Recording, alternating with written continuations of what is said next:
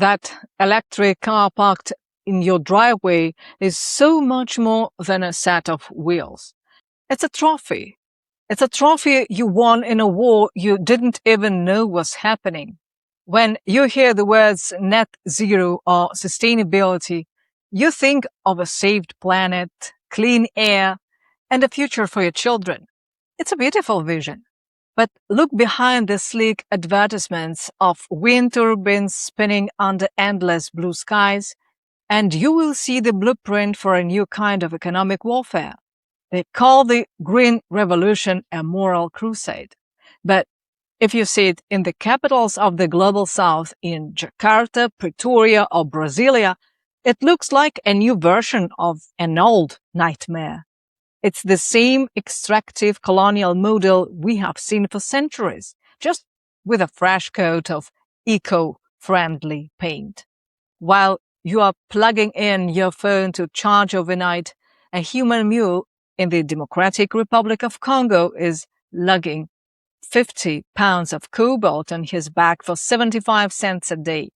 While Western activists debate climate justice in air-conditioned halls, children in Nigeria are out picking lithium rocks from the dirt instead of sitting in a classroom. The world is changing its fuel, moving from oil to electrons, but the people in power are working overtime to make sure they never have to change the masters. But there is a counter-move in the works.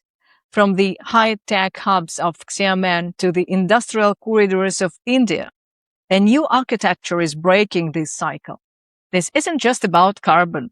It's about a total shift in the global balance of power. For over a century, the path to national wealth was straightforward. You burned coal, you built factories, and you emitted carbon. The West used that ladder to climb to the very top. They built the modern world on the back of cheap, dirty energy. But now that they have reached the summit, they are trying to pull that ladder up behind them. They aren't doing it with gunboats this time. They are using a much more sophisticated weapon: standards. By setting incredibly complex sustainability targets and mandatory technological pathways that only Western corporations have the patents for, they have created a glass ceiling for the developing world. Take, for example, the EU's new Carbon Border Adjustment Mechanism, or CBAM. On paper, it's a tax on carbon-intensive imports like steel and cement. In reality, it's a haste. If a developing nation in Southeast Asia or Africa wants to build its own industry today, they don't have the 50 years of accumulated capital the West has. They need cheap energy to start. By slapping a carbon fine on their exports at the border, the West is effectively making it impossible for them to compete.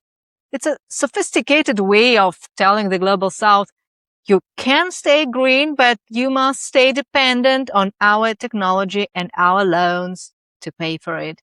But there is a massive hole in this strategy, and that hole is named BRICS. China isn't just participating in the green transition. They have effectively hijacked the driver's seat. While the West was busy outsourcing its industry to chase higher quarterly profits, China was perfecting what they call the new trio: lithium-ion batteries, electric vehicles, and solar photovoltaics. They didn't just build a few factories, they built the largest, most integrated renewable energy network on the planet. Now, I know what you're thinking. Isn't this just replacing one master with another? That is exactly the question Western leaders are betting on. It's why you hear the new buzzword de-risking echoing through the halls of Brussels and Washington. It's a polite way of saying, we can't control this supply chain anymore, so we need to break it. They are slapping on trade taxes not to save the planet, but to save their market share. The Green Revolution has stopped being a movement for progress and has officially become a trade war. For decades, the rules were simple. The Global South provides the dirt and the West provides the tech. But in late 2022, Zimbabwe flipped the script. They looked at their massive lithium reserves, essential for every electric vehicle on the road, and they did the unthinkable. They banned the export of raw lithium. They told the world, if you want our minerals, you can't just take the dirt. You have to build the refineries here. You have to build the factories here. You have to provide the jobs here. The West called it a distortion of the market. BRICS called it a blueprint. This is the moment the resource curse began to break. The BRICS nations now represent a larger share of global GDP than the G7, and they are no longer interested in asking for permission. The group now produces almost half of the world's green electricity. This is the headline the West never expected. Unity grew where doubt once lived. The answer is the BRICS Energy Cooperation Roadmap for 2025-2030. The West has the rules, but BRICS is building its own game through 3 sovereignty pillars. Pillar 1. The BRICS Green Accreditation Council. Control the definitions and you control the trade.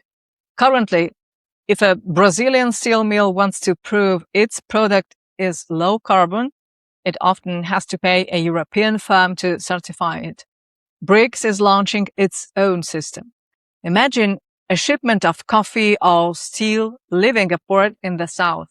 It won't need a European stamp of approval. It will move with a BRICS digital certificate, verified by peer nations and accepted from Jakarta to Moscow. Trust is built south to south. Pillar 2. Secure digital payments. This is about more than minerals. It's about steady access without hidden layers. By running trade through secure digital channels that bypass the dollar-based SWIFT system, trust is built into the code. This shift quietly moves de-dollarization through the green agenda. A BRICS-backed reserve of critical materials acts as a shield when Western nations try to block exports or manipulate prices. Pillar 3. The Green Industrial City Alliance. This is the physical backbone of the new order. China and India provide the high-tech plants. South Africa, Zimbabwe, and Brazil provide the minerals. Egypt's Suez Canal serves as the artery. This setup runs on its own rhythm, built to shrug off Western de-risking moves. We are told every day that the green transition is about saving the world, but the truth sits quiet in the back rooms. Right now, wealthy nations are framing climate change as a reason to lock in today's world order, their version of a green revolution, one where poor countries stay stuck as suppliers while rich ones drive clean tech dreams. BRICS represents a path where green isn't about taking, it's about growing. While the old powers sign pledges, BRICS is training the next generation. Through programs like the Golden Egg Grade Scholarship, hundreds of specialists from over 30 nations are studying smart production outside of Western dominance. These aren't just students. They are the architects of a world that doesn't need a Western middleman. The green industrial transformation is the new great game. After hundreds of years, the Global South has stepped onto the field not as the grass, but as the player. Factories are rising while lecturers gather dust. Hands are shaping steel instead of signing empty promises. One thing is certain. The story of the 21st century won't be written in glass towers. It's being written in the dust of the southern earth, in labs far from old power centers, by the people who finally decided to own the power they provide.